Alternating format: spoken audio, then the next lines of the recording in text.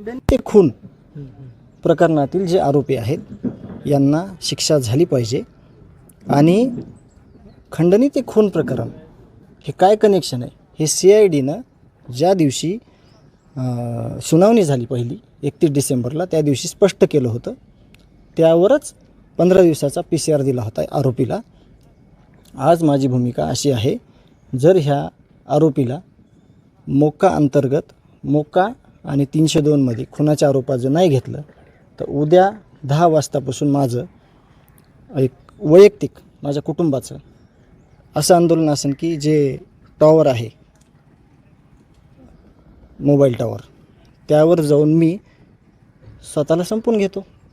त्याचं कारण असं आहे की हे जर आरोपी ह्याच्यातले सोडले तर उद्या हे पण माझा खून करतील, हे पण मला अशाच निर्घुण पद्धतीनं मग माझ्या कुटुंबात न्याय मागणारं कोणी नसेल. आणि माझ्या भावाला पण वाटेल की चला आपला भाऊ स्वतः संपला